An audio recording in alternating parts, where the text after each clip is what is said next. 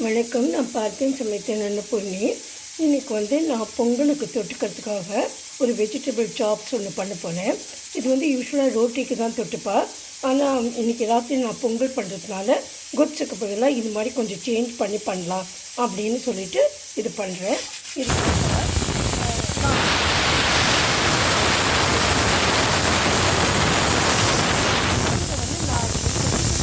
தண்ணியில் ஒரு 10 மினிட்ஸ்க்கு போட்டுட்டு வேக வச்சு வச்சுட்டுருக்கேன். என்னெல்லாம் வெஜிடபிள் போட்டேன்னு சொல்கிறேன்.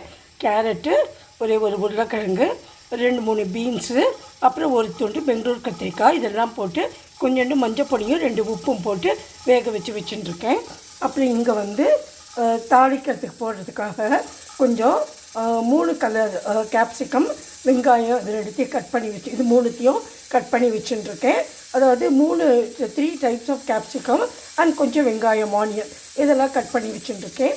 இங்கே இதுக்கு நம்ம வதக்கிறதுக்கு மசாலா அரைச்சி வச்சுட்டுருக்கேன். இதில் நம்ம யூஸ்வலாக போடுற பட்டை, கிராம்பு, சோம்பு, ஒரு ஏலக்காய் இதெல்லாம் ட்ரை ரோஸ்ட் பண்ணிட்டு அப்புறம் கொஞ்சம் கசகசாவை தண்ணியில் ஊற வச்சுருந்தேன் வெந்நீரில், அதையும் கூட போட்டுட்டேன். கொஞ்சம் தேங்காயும் 4-5 முந்திரி பருப்பும் போட்டு வெறும் வானலிலேயே அதை கொஞ்சம் சூடு பண்ணி ஒரு தக்காளியும் போட்டு அரைச்சி வச்சுருக்கேன். அது பண்ணுறச்சே நான் காமிக்கிறதுக்கு மறந்து போயிட்டேன், சாரி. மறுபடியும் சொல்கிறேன்.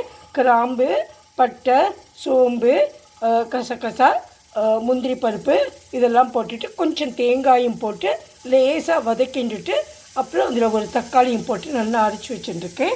இங்கே தாளிக்கிறதுக்கு போடுறதுக்கு இது ஒரு வாண்டியில் எண்ணெய் காஞ்சின்றது, கொஞ்சம் எண்ணெய் வச்சுருக்கேன். 2 டேபிள் ஸ்பூன் இருக்கும். அப்புறம் இதில் ஜீரகம் வச்சுட்டுருக்கேன். அப்புறம் ஜிஞ்சர் கார்லிக் பேஸ்ட். இந்த தடவை நான் ஒரு ரெடிமேட் பேஸ்ட்டை மாட்டுப்புண் வாங்கி வந்துட்டேன். அதனால் அதை யூஸ் பண்ணுறேன். பண்ணும்போது காமிக்கிறேன்.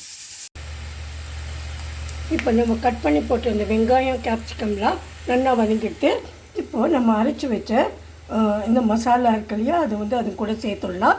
சேர்த்துட்டு அது கொஞ்சம் லேசாக நல்லா வதங்கின உடனே அதில் மஞ்சள் பொடியும் 2 உப்பு, இதுக்கு தேவையான உப்பு வேணும் இல்லையா, அந்த உப்பும் போட்டுட்டு கொஞ்சம் மிளகா பொடியும் போடலாம். நான் தனியா பொடியும் ஜீரக பொடியும் இதில் போடலை.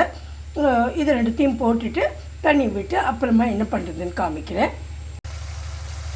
இப்போ அந்த அரைச்ச மசாலாவையும் அந்த வெஜிடபிள்ஸோடு போட்டுட்டேன். இது கொஞ்சம் நல்லா வதங்கட்டும். வதங்கின அப்புறமா மஞ்சள் பொடி, உப்பு, மிளகா பொடி இது 3 போட்டுடலாம். இப்போ இதில் மஞ்சள் பொடியும் மிளகா பொடியும் போட்டு உப்பும் போட்டுட்டேன். ஒரு டீஸ்பூன் நான் சுகரும் போட்டுட்டேன், அதாவது சர்க்கரையும் போட்டுட்டேன். அது உங்களுக்கு இஷ்டமானா போட்டுக்கலாம், இல்லைன்னா விட்டுடலாம். நான் கொஞ்சம் போட்டுருக்கேன். அதுக்கப்புறம் இது கொஞ்சம் கூட எல்லாத்தையும் கலக்கின அப்புறமா வேக வச்சுருக்க வெஜிடபிள்ஸ் எல்லாம் போட்டுடுறேன். இப்போ அந்த வெஜிடபிள்ஸ் எல்லாம் போட்டுட்டு எல்லாம் கொஞ்சம் திக்காக இருக்குது. நம்ம கொஞ்சம் தண்ணி விட்டுக்கலாம். 1 டம்ளர் தண்ணி விட்டுக்கிறேன்னா இதுக்கு 1 டம்ளர் கூட போகாது, கொஞ்சம் கூட நான் விட்டுப்பேன். அதுக்கப்புறமா ஏதாவது போடணுமான்னு பார்க்கலாம். நான் இந்த மசாலா இருக்கு இல்லையா, சன்னா மசாலா, அது கறிக்கெல்லாம் போடுற ஒரு மசாலா பவுடர் வச்சுட்டுருக்கேன். அது நான் ஆற்றுலையே தான் பொடிச்சது. அது 1 டீஸ்பூன் போடலான்னு நினச்சிட்டுருக்கேன். அப்புறம் கொஞ்சம் எலுமிச்சம்பழமும் கடைசியில் புழிஞ்சிட்டு கொஞ்சம் நெய்யோ வெண்ணெயோ போட்டு எடுத்து வச்சிட போகிறேன்.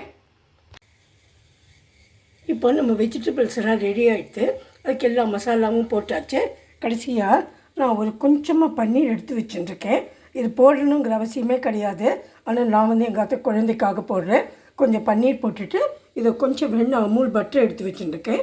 இதை லாஸ்ட்டில் போடுவேன். அப்புறம் நான் அரைச்சி வச்ச கறி மசாலா இருக்கு இல்லையா, அது அதுவும் கொஞ்சம் போட்டுட்டு அது 1 டீஸ்பூன் இருக்கும். இதில் பாதியே என்னென்னு பார்த்துட்டு போடணும். இதையும் போட்டுட்டு ஒரு எலுமிச்சம்பழம் வச்சுட்டுருக்கேன், பாதி ஒரு துண்டு, அதையும் புழிஞ்சிடுவேன். புழிஞ்சிட்டு கடைசியாக இங்கே கொத்தமல்லியை வச்சுட்டுருக்கேன். இந்த கொத்தமல்லியில் பாதி எடுக்கணும். கொஞ்சம் எல்லாம் பழுத்ததாக இருக்குது, மஞ்சளாக இருந்ததெல்லாம் எடுத்து போட்டுட்டு மற்றதெல்லாம் கட் பண்ணி கடைசியாக தூவிடணும். இதோட நம்ம வெஜிடபிள் சாப்ஸ் ரெடி ஆகிடும். நான் பண்ணிவிட்டு உங்களுக்கு காமிக்கிறேன். இப்போ நம்ம வெஜிடபிள் சாப்ஸ் ரெடி ஆகிட்டு நடுவில் அங்கே வச்சுருக்கிறது வெண்ணெய். அப்புறம் இது பொங்கலும் நான் பண்ணிட்டேன், வெண்பொங்கல். இது ஏற்கனவே போட்டதுனால நான் திரும்ப போடல, சிம்பிள் தானேன்னு சொல்லிவிட்டு இந்த vegetable chops and pongal it will go well டுகெதர்னு நினைக்கிறேன். யூஸ்வலாக அது சப்பாத்திக்கு தான் பண்ணுவாள்.